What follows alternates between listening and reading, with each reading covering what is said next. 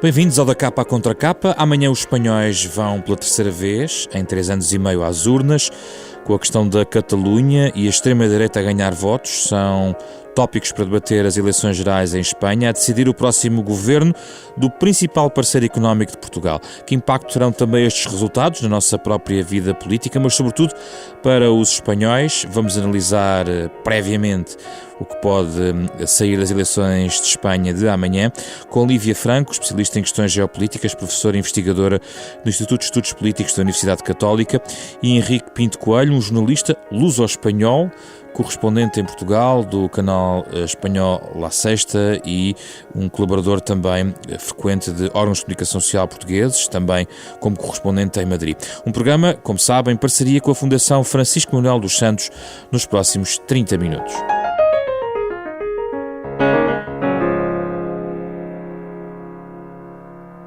Bem-vindos, Henrique e Lívia. Vamos falar sobre a Espanha.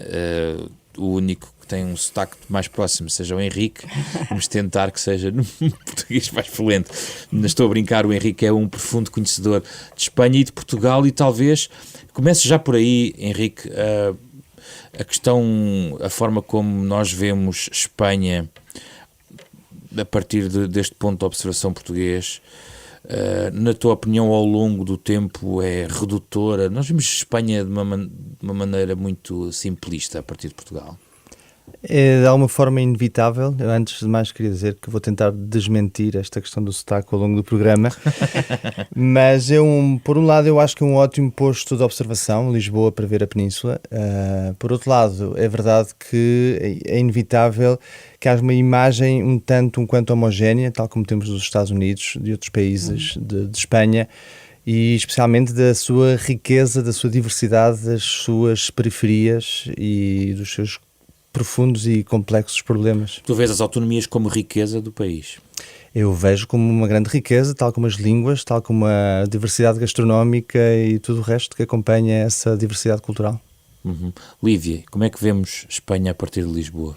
É interessante, não é? Nós olhamos para a Espanha com este olhar de quem está sobretudo habituado a estar protegido pelo mar e depois de repente a nossa ligação ao continente é absolutamente por Espanha, não é? Porque nós não temos outra alternativa.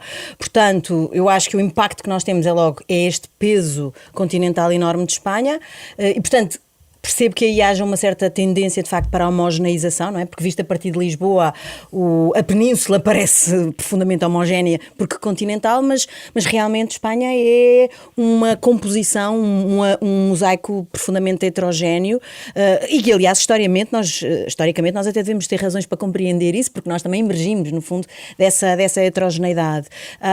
Mas acho que o nosso interlocutor principal é Madrid, portanto, essa é também uma razão que explica esta visão essencialmente homogénea, mas eu também acho que desde que ambos os países entraram na União Europeia, e isto é uma coisa assim um bocadinho paradoxal, nós estamos mais atentos àquilo que são, digamos, as especificidades de Espanha e nesse sentido essas especificidades fazem também Espanha muito, muito diferente de Portugal. Já agora, Henrique, ao contrário, como é que Espanha olha para Portugal? Eu acho que de uma forma ainda mais simplista, infelizmente, e tem uma visão muito pobre e muito pouco datada, aliás, muito pouco atualizada de Portugal, salvo talvez as pessoas que visitam Portugal, e há muitos espanhóis que vêm cá frequentemente, basta pensar neste fim de semana recente da Páscoa, mas mesmo assim muitas das pessoas que vêm cá continuam a ter uma visão de o país pobre, o país irmão, mas mais pequeno, mas menos significativo, menos significante. E muitas vezes em Espanha, em Madrid, a minha experiência é essa, o país vizinho é França, Portugal é quase um apêndice. E as elites pensam assim também? A elite política, por exemplo? Sim, infelizmente, as elites nos órgãos de informação, eu trabalhei muitos anos na Tele5 em Madrid como correspondente, e eles de facto não conhecem, não compreendem e mal sabem o que é Portugal. Tenho pena em dizer isto, mas é verdade. Lívia, esse desconhecimento parece um obstáculo, é mais uma fronteira que tem que ser ultrapassada. Sim, uma espécie de fronteira mental, não é? Ou cultural. Talvez, não sei, sim, eu também concordo que talvez tendencialmente os portugueses conheçam, apesar de tudo, melhor a Espanha do que o contrário. Eu faria, no entanto, uma exceção. Eu diria que as elites espanholas, necessariamente mais abertas também ao mar, digamos, ao Atlântico, e aquelas que também de cultura sejam um bocadinho mais cosmopolitas, eu acho que percebem melhor o que é Lisboa e o que é Portugal. Mas de facto são uma minoria, não é? São uma minoria. E sobretudo as elites que olham mais para as relações transatlânticas, que dão uma importância e reconhecem uma maior relevância geoestratégica a Portugal, mas são claramente uma minoria, e concordo absolutamente que o olhar que eles têm do ponto de vista da sua vizinhança é sobretudo a França, não é? Do ponto de vista das elites, entramos juntos na Comunidade Económica Europeia. Por alguma razão isso também aconteceu, não é? Não, é claro que há uma grande afinidade e simpatia, e obviamente o professor universitário de Santiago de Compostela conhece bastante bem a realidade do norte de Portugal, na Andaluzia conhece melhor o sul, mas grosso modo, assim, traços muito, muito grossos, a realidade é esta de um pobre conhecimento de Portugal. E as elites, mesmo as mais informadas em Madrid, eu acho que continuam a não saber nem como se chama o primeiro-ministro português. Sim. Deixa-me só dizer uma coisa em relação a esta questão de facto do posicionamento e da entrada comum simultânea, portanto, Portugal e de Espanha. Olha que isso foi contra a vontade dos portugueses, não é? Nós apresentámos a nossa candidatura à União Europeia muito mais cedo que os espanhóis. Tivemos que esperar. E tivemos que esperar por causa dos espanhóis. Portanto, para dizer que isso até não foi uma decisão nada portuguesa, das elites portuguesas. Também não sei se foram necessariamente os espanhóis, mas foi uma decisão de Bruxelas. E um ponto aqui que eu gostava de sublinhar a propósito dessa questão é que realmente, historicamente, a iniciativa portuguesa foi sempre tentar estar em alianças onde não estivesse os Estados Unidos, por um lado, não é? Para fazer a tal compensação continental, ou então entrar nelas muito mais cedo. Conseguimos claramente na NATO, não é? Somos membros fundadores da Aliança Ação entre no início dos anos 80, mas não conseguimos na União Europeia e antes disso também não conseguimos na ONU. Já agora posso, a reboque disto que ela disse, eu queria acrescentar que eu estou frequentemente a explicar a estrangeiros, ou seja, jornalistas que vêm cá trabalhar, ou turistas, amigos, um pouco o período da Troika em Portugal, o mais recente, o resgate dos 78 mil milhões de euros. E estou sempre a explicar que a Espanha era demasiado grande para cair, too big to fail, e que olharam para quem? Para quem tinham ao lado, um país mais pequeno, cujos dados macroeconómicos até nem eram piores que os de Espanha. Portanto, Portugal está, para bem e para mal, atrelado geográfica, política e historicamente a Espanha. Henrique, nos últimos 2 anos, se a memória não me atraiçoa, Pedro Sánchez veio, primeiro-ministro espanhol, líder do Partido Socialista, veio várias vezes a Lisboa e teve algumas conversas com membros do Partido Socialista português, no que foi lido como uma tentativa de perceber, fazer um estudo de caso da famosa geringonça em Portugal. A verdade é que não foi possível transplantar com sucesso, ou seja, a transposição Portugal-Espanha não funcionou de uma maneira talvez como Pedro Sánchez quereria? Eu acho que estamos em posição de discordar, porque há uma geringonça que derrubou o governo de Mariano Rajoy, também impulsionada pela corrupção e pelaquela sentença famosa do caso Gürtel, mas também Bárcenas, enfim, vinham vários casos de corrupção célebres, e a sentença que condenou o Partido Popular ajudou a se formar muito rapidamente, foi numa semana, isto deu muito que falar em Espanha, uma coligação simplesmente para derrubar o governo. Estavam unidos contra o PP, contra aquele período também do Mariano Rajoy, que estava numa segunda vida, que já tinha tido a necessidade de formar um governo depois de uma primeira tentativa falhada. Foi um período muito atribulado e formou-se uma espécie de geringonça à espanhola, com o Podemos e com os partidos nacionalistas que apoiaram Pedro Sánchez a formar o governo, que durou agora pouco mais de 100 dias. A questão é que não se consegue... Sim, mas foi um epifenómeno, não Exato, é? não se consegue ela depois estabilizar-se no orçamento. É isso. Bom, a geringonça portuguesa também não é um epifenómeno, mas não há membros do Bloco de Esquerda nem do Partido Comunista no governo. É verdade. Pois, não, o ponto é, quer dizer, a proposta da geringonça aqui é no fundo, dar um apoio parlamentar, não é? Não é um governo de coligação, como nós sabemos em Portugal. E, portanto, eu acho que essa inspiração mantém-se, quer dizer, eu acho que o interesse do Pedro Sánchez na inspiração da geringonça portuguesa mantém-se. Eu acho que aquilo que aconteceu agora, em relação à queda do governo PP, Rajoy, não é? E portanto, à moção de censura e depois à queda do governo PSOE com, de facto, a não aprovação do orçamento, eu não me parece que tenha sido uma tentativa de geringonça. Eu acho que isso foi até um ensaio anterior. Eu acho que a sugestão e a inspiração da geringonça, eu acho é que pode eventualmente funcionar agora. Resta saber se dentro disso cabem de facto os independentistas da Catalunha, não é? Porque eu acho que essa é assim a grande Pedro Sánchez hesitação. Disse esta sexta-feira ao El País que não tem um sentido patrimonialista do poder e, portanto, que se no governo entrar o Podemos não é um problema. Isso é um cenário muito plausível, Henrique? Bom, é difícil aventurar o que se vai passar amanhã, mas parece neste momento que a aliança mais natural e mais factível é de facto uma do PSOE com o Podemos. O Paulo Iglesias fez um esforço também para moderar o discurso. Nos primeiros anos do Podemos, claramente o objetivo era minar o Partido Socialista e roubar eleitorado à esquerda. Bom, até nos primeiros tempos o Podemos apresentou-se como um partido que não era nem de esquerda nem de direita, era um partido de todos, de centro, de vertical, horizontal, era tudo, era mutante, múltiplo. Depois foi claramente virando à esquerda, o seu lugar mais ou menos natural, e hoje em dia está claramente a apresentar-se como o partido que obriga o PSOE a cumprir as promessas, sobretudo aquelas promessas mais sociais, de um caráter mais de verdadeira esquerda.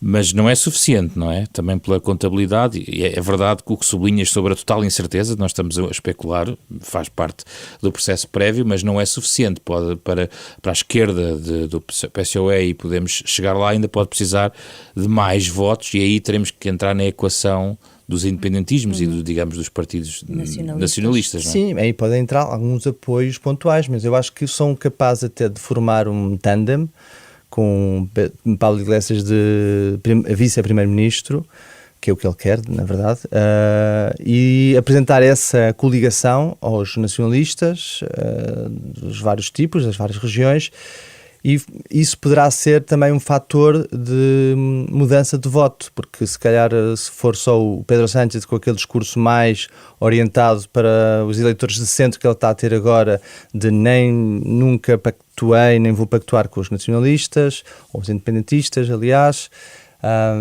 ele pode mudar isso e havendo uma coligação de centro-esquerda estável e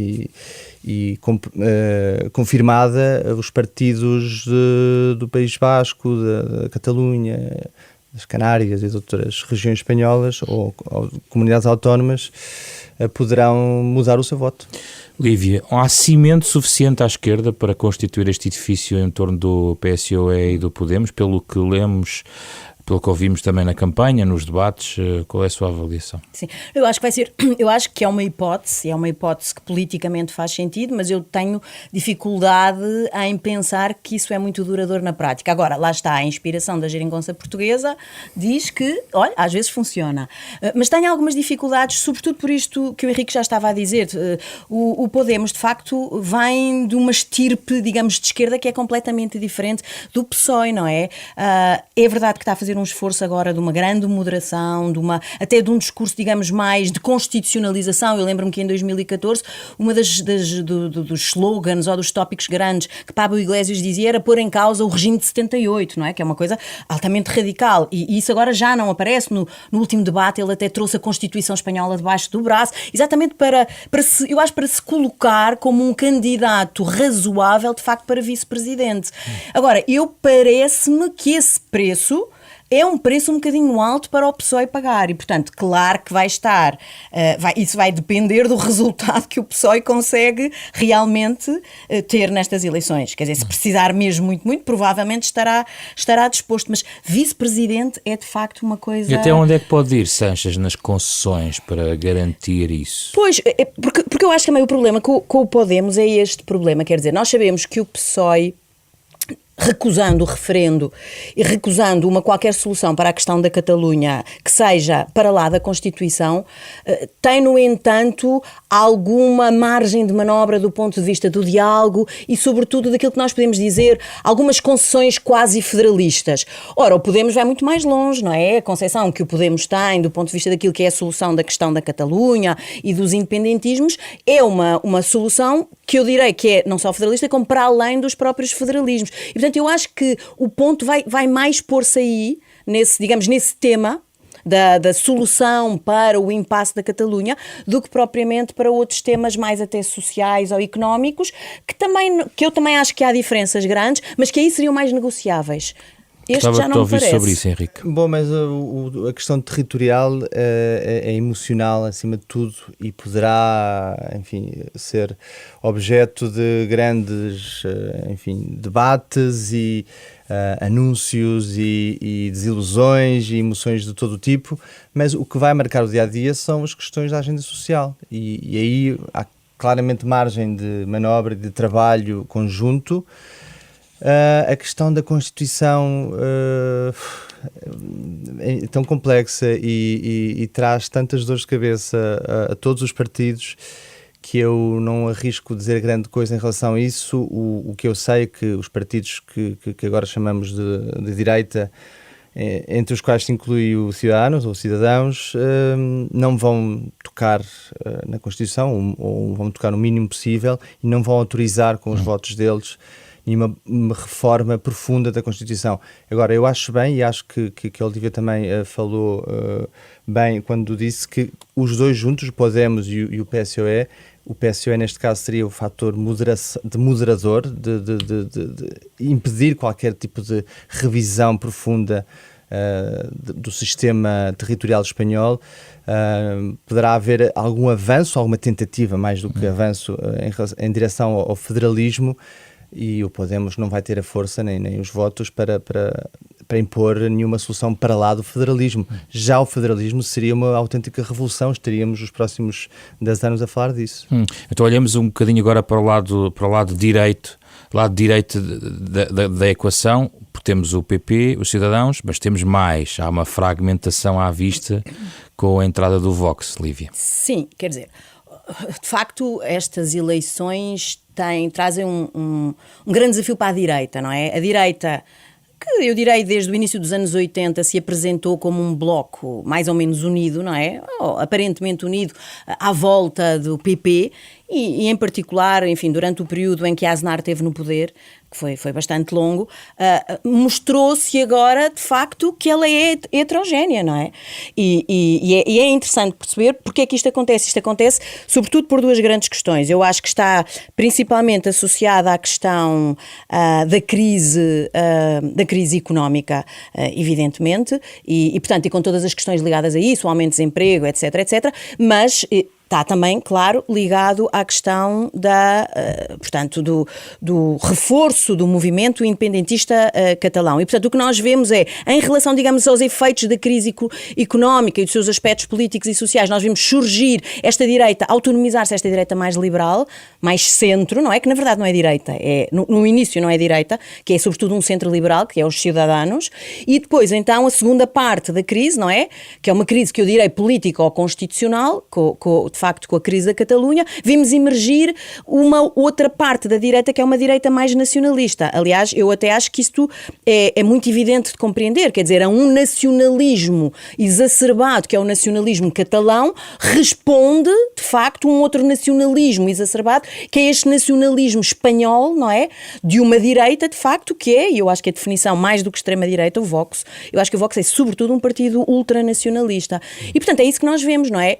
Ou seja, no fundo, o que eu quero dizer estas estirpes de direita sempre existiram em Espanha. O que acontece é que até agora, depois da transição para a democracia e até sensivelmente aí a 2014, elas trabalhavam em conjunto à volta do PP. Estavam cobertas pelo manto e pelo sucesso... do sucesso também, da lógica do catch-all parties do PP, não é? E o PP deixou de ter essa capacidade de atração porque teve uma incapacidade política na resposta a esses desafios. Mas nesta semana final de campanha, o Casado tentou voltar a chamar alguns eleitores que fugiram para o Vox, nomeadamente ali em Valência, tentando chamar a atenção para a necessidade, tentando talvez um eventual voto útil no PP que poderia ser essencial. E aliás disse esta sexta-feira que se os cidadãos, o Vox e o PP, do fundo, estão interessados em somar, por que não integrá-los no mesmo executivo, no sentido de chamar pela primeira vez, ou de uma forma muito mais evidente, o Vox para dentro desta equação. Henrique, achas isso possível? Eu acho que é uma manobra quase desesperada do Pablo Casado, que já sabe que vai ter o pior resultado da história recente do Partido Popular, que o voto à direita está muito fragmentado, até porque os Cidadãos, se quiserem, tirou a máscara e parece que claramente agora já é um partido de direita, e porque todos têm medo do Lobo, e o Lobo é Vox, e faltou, acho que, acrescentar um ingrediente. O Vox tem mais pressão na Andaluzia, onde também as vagas de migração são mais fortes. Fazem mais sentido, e mais... não é? Os efeitos, claro. Exatamente, mas na praia a ver os imigrantes chegarem, não é? Isso. Mas mais do que o aumento do desemprego, e a Andaluzia também é campeã dentro de Espanha em desemprego e da imigração, é de facto essa resposta, esse espelho, aumenta o nacionalismo catalão, o independentismo muito radical, e aparecem os demónios e os fantasmas que estavam escondidos e que estiveram muito bem guardados durante os 40 anos de Constituição de 78, até que, enfim, alguém os despertou, e provavelmente foi esta radicalização do discurso na Catalunha. E não vêem ambos nenhum tipo de sinal, e voltamos a sublinhar que estamos a especular, obviamente, sinal de que esses fantasmas se adormeçam depois da manhã, ou seja, vai continuar, e tudo isto vai continuar, e até talvez com outras caixas a abrir ao longo do território espanhol. Eu gostava só, talvez, trabalhar um bocadinho mais, digamos, na classificação que nós podemos usar para o Vox, não é? Eu acho que há aqui duas categorias que eu acho que nós temos que distinguir. O Vox não é um partido de extrema-direita do tipo, por exemplo, da Frente Nacional, ou seja, dessa extrema-direita, digamos, mais antiga, para não dizer clássica, não é? Que parece assim um adjetivo aqui um bocado simpático. Não é, aliás, nós tivemos também essa estirpe de extrema-direita em Espanha, que teve representação parlamentar até ao início da década de 80, com a Fuerza Nova e o Blas Piñar. Não é bem a mesma coisa. O que é que há? Tiveram é por lugar... Claro, mas teve essa representação. Mas assento parlamentar, mas sim. Não é? Teve essa representação, que eu estou a dizer que ela existia. Esta é diferente, por isso é que eu digo que ela é, sobretudo, reativa, e que ela é uma reação ao nacionalismo da Catalunha. Eu direi que esta direita, que é uma direita, evidentemente, do extremo, não é? Do espaço político-partidário, é mais parecida, por exemplo, com o Fidesz na Hungria e com o partido... no governo na Polónia. Eu acho que o PiS, acho que é mais. Porquê? Porque é exatamente isso. São muito mais partidos de reação relativamente àquilo que é o desejo de manter absolutamente intacta a ordem constitucional e de reagir do ponto de vista, digamos, da identidade. Portanto, é um partido que é essencialmente identitário. Agora, que desafio é que isso coloca? Claro, desagregou, portanto, continuou a desagregação, no fundo, da ala direita, não é? Do sistema político-partidário. Eu acho que o sistema eleitoral espanhol não favorece, do ponto de vista da transformação do número de votos em escaños, portanto, em lugares no Parlamento, não favorece uma maioria que permita a criação de um governo de coligação entre esses três partidos. Portanto, digamos que o desafio aí é maior para os partidos de direita. Claro que nós podemos sempre dizer, e isso tem sido muito veiculado, mas há a experiência que parece que está, pelo menos há 100 dias ou há 3 meses que está a funcionar na Andaluzia, Andaluzia. Mas o Henrique, eu acho que de alguma maneira também estava a dizer, nós não podemos fazer a transposição direta daquilo que é a realidade na Andaluzia, não é? Com a realidade nacional espanhola, não é? E eu acho que às vezes há um bocadinho essa inclinação para simplificar as coisas e dizer, se funciona na Andaluzia, vai com certeza funcionar a nível nacional. Eu não me parece que seja assim evidente. E já agora, só para terminar, para dizer também isto, que nós ainda não sabemos qual é o impacto nacional que o Vox tem enquanto partido nacional propriamente dito. A única coisa que nós sabemos é os resultados a nível local, na Andaluzia. E, portanto, isso ainda está em aberto. Henrique. Bom, as previsões apontam para um número muito significativo de pelo menos 30 deputados. Falta também falar da grande incógnita de todas as eleições, mas neste caso parece que a percentagem de indecisos é muito elevada. Até há poucos dias era 40. De 1 em cada 4 eleitores com a intenção de votar, e acho que vai haver muita participação, até porque o voto por correio dá essa indicação de que há muita participação, muito interesse nestas eleições. Com este grande bolsa de indecisos, tudo pode acontecer. O debate terá certamente ajudado algumas pessoas a votar no vencedor dos 2 debates globalmente, que foi o Pablo Iglesias, contra todo o prognóstico, talvez. Não sei se concordo no segundo debate. Mas foi o que mais claramente manteve uma estratégia e o que mais claramente conseguiu tocar as teclas para que os seus eleitores, os de esquerda, não fossem para o PSOE. Eu acho que isso vai tirar alguns votos. Se tirar alguns votos do debate, é difícil de avaliar, não é? Mas poderá tirar alguns votos ao PSOE.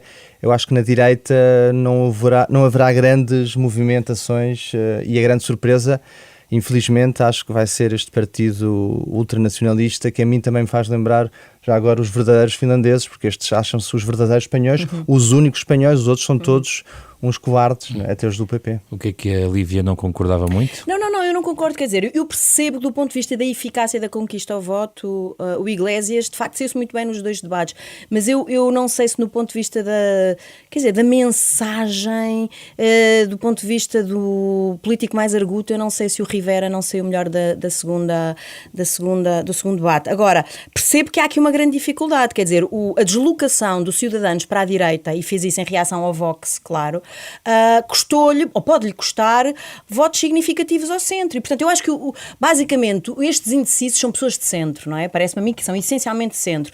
E a decisão é em quem é que eles vão votar, não é? Quer dizer, as pessoas que são tradicionalmente de centro, portanto, é a posição da moderação num debate que está altamente polarizado nos extremos, em quem é que essas pessoas se vão inclinar a votar? Vão fazer um voto mais útil? Vão fazer um voto pelas ideias, não é? E, portanto, de facto, é essa grande incógnita. Já agora sublinhava, e creio que é interessante também notar isso, que desses 40% de indecisos, a maior parte são mulheres e jovens. O que é interessante, também por causa disto, que este debate, esta campanha eleitoral, foi feita por uma geração significativamente nova de líderes políticos. Reparem que dos 5 grandes partidos, todos eles têm menos do que 50 anos. Eu acho que o mais velho é o Sánchez, o Pedro Sánchez tem para aí 46 ou 47, não é?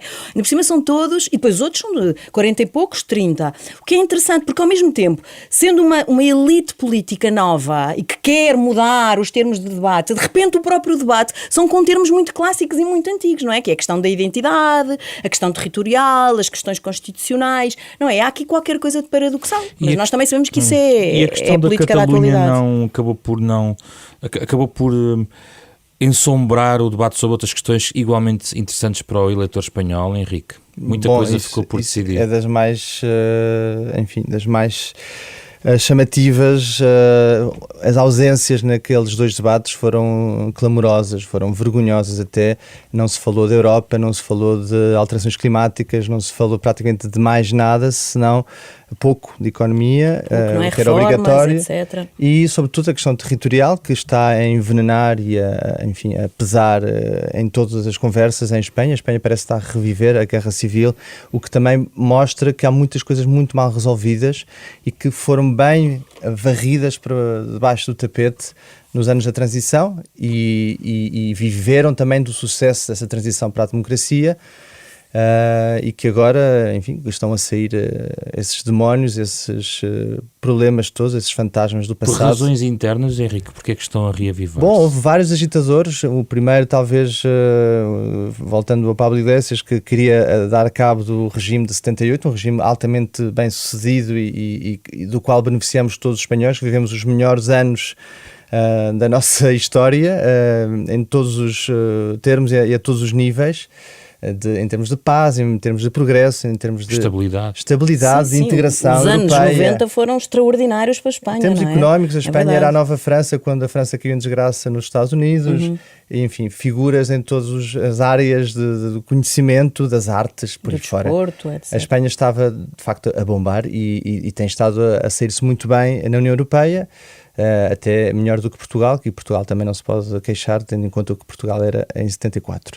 Mas eu acho que foi Iglesias que estavas a buscar foi um Iglesias. o agente principal, claramente, os independentistas na Catalunha, e este murro na mesa de arrebentar com as leis e com o Estatuto da Catalunha e com tudo que era convencionado em Espanha e ilegal, e acabar com o império da lei e fazer uma nova lei e de minar completamente a Constituição para criar um Estado independente, doesse a quem doesse.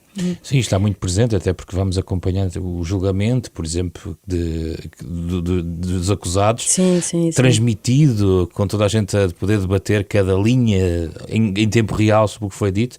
Isso também deve ter marcado um pouco o debate em Espanha. Mas eu também, eu acho que há razões internas muito óbvias, e acrescentaria a estas duas que o Henrique referiu. Quer dizer, eu acho que esta ideia de exumar o corpo também de Franco do Valle dos Caídos também não parece que tenha sido uma boa ideia, porque eu não estou a falar em termos políticos, estou a falar em termos culturais e sociais, não é? Porque, quer dizer, nunca é bom desenterrar os mortos quando as coisas estão mais ou menos... Podem não estar bem, podem não ser justas, mas os resultados são piores, não é? E, portanto, eu acho que há aqui várias coisas que se começou a mexer naquilo que é, de facto, a identidade e a cultura política dos espanhóis. Mas eu acho que há também razões que são razões globais, quer dizer, esta tendência, não é? Para uma reflexão mais identitária, por um lado, e para uma fragmentação da opinião política dentro dos países do mundo ocidental, quer dizer, é mais geral, não é? É mais geral, e eu acho, sei lá, quero também introduzir aqui elementos como seja a questão do globalismo e, portanto, uma visão mais, digamos, cosmopolita versus críticos do globalismo e uma visão mais fechada e mais nacionalista. Quero introduzir também, no fundo, elementos mais até de estilo, como seja o populismo, introdução de novos meios de como se fazer política, como seja a questão das redes sociais, não é? Por exemplo, o Vox é extraordinário, exatamente, digital, não é? E, portanto, eu acho que isso são tudo alterações que eu acho que estão associadas a tendências que nós vemos a nível mundial, mas em particular no mundo ocidental. E porquê? Porque eu acho que aquilo que nós estamos numa época de transição. Eu acho que nós, no fundo, há dois planos, digamos, ou dois tipos de enquadramento do debate político que eu acho que neste momento estão em paralelo. Um é o clássico, esquerda-direita, e muitos dos temas são nesses termos, não é? Esquerda-direita, sobretudo as questões, enfim, muito económicas, etc. Depois há outro debate que é um debate mais que eu acho que é cultural e identitário, que é relacionado com a questão do aberto e do fechado, não é? Que nós trazemos aqui questões como seja o Brexit também, não é? Aliás, nós sabemos que o Brexit está associado também a essa questão identitária. Com a emoção. Isto está a trabalhar, este terreno aqui é um terreno da emoção. Isso é o ingrediente que se acrescenta, não é? Sim, mas há dois fatores fundamentais no surgimento do Vox. Por um lado, a desagregação do PP por causa da corrupção e que acabou-se esse guarda-chuvas onde cabia toda a direita. Mas o Henrique, a corrupção também vale para o PSOE. Certo. Mas derrubou o governo de Rajoy. Mas o PSOE, quer dizer, teve 14 anos no governo com Felipe González e pagou com a chegada do governo de José María Aznar. Já foi há muito tempo. Agora o PSOE também tem o caso dos ERA na Andaluzia. Enfim, nunca vai deixar de haver, enquanto houver poder e enquanto houver partidos vai haver corrupção. Sim, sobretudo os partidos institucionalizados. Mas em Portugal também, quer dizer, o PS, enfim... Que aliás, isso é que passou-se pela Europa toda também. Mas não deixam de ganhar eleições ou de alternarem o poder. Portanto, isso não será o motivo principal. A corrupção, eu acho que no PP tocou e frio e chegaram todos estes outros fenómenos. A revolução digital, o Steve Bannon, o populismo, tudo isso pesa, e a Espanha obviamente está também atenta e é vulnerável e vive o século XXI como os outros países. Sim, não sei se o PP também não perdeu um certo ímpeto reformista moderado, não é? E uma certa compreensão daquilo que as novas gerações querem como modo de fazer política. Quer dizer, eu acho que estas coisas estão todas associadas. Sim, é associada e pressiona sobretudo o PP, não é? Claro, e que pressiona muito. São fatores que pressionam os partidos mais mais claro. E o institucionais. PP era Claro. muito mais radical quando estava lá a Aznar do que foi durante a época de Sim, Rajoy, que é é muito mais verdade. moderado, e algumas pessoas deviam ter a nostalgia desse PP Aliás, mais... Pablo Casado tenta de alguma maneira fazer isso outra vez agora, É um não é? regresso ao aznarismo. Mas para nota-se alguns não é isso. suficiente, até por causa da Catalunha. Ai, vocês são nacionalistas, atenção que nós também somos. É a nossa bandeira. Só para terminar, Henrique, apelando ao teu conhecimento espanhol, como é que descreverias o ânimo do eleitor espanhol em relação a este processo? Ou seja, estão ansiosos? Eu recoloco a questão de quase da emoção no meio de toda esta equação, por causa da paixão que desperta e que fragmenta e que divide também a sociedade espanhola hoje em dia. O que é que tu sentes do eleitor espanhol em relação às eleições da manhã, quase do ponto de vista emocional? Eu acho que, como disse no início, há um grande interesse e vai haver uma grande participação, mas o eleitorado é heterogéneo em todo lado, e em Espanha há os descrentes, que provavelmente são a maioria, descrentes na política, mas mesmo assim vão votar porque, enfim, porque Mas faz vão parte. votar. Vão votar, até porque há toda esta agitação, houve os debates, a imprensa também anda louca com esta crise na Catalunha. Não é só a imprensa, os debates nas televisões, nos formatos mais de entretenimento, estão todos contaminados também por esta questão, portanto é transversal. Isto deixa as pessoas muito emocionais, e durante o outono de 2018, em que de facto houve aí uma proclamação do Estado Independente da Catalunha, não havia um espanhol, mesmo vivendo no estrangeiro, que não estivesse a acompanhar o que estava a passar, porque estávamos todos com os olhos abertos e as orelhas muito abertas também para ouvir a rádio e para seguir a atualidade. Mas também há uma geração, e a Lívia falou disso, dos jovens que se interessam por política. O Podemos também fez muito por isso, a geração do 15 de Março. E os cidadãos também. E os cidadãos também. E o Vox também procura muito o voto jovem, o voto de pessoas que têm muitas certezas e que não têm muitas dúvidas, porque ainda não viveram muito, e apela muito a esse sangue novo e às vezes radical, e que às vezes simplesmente tem uma identificação muito primária com a bandeira e pouco mais.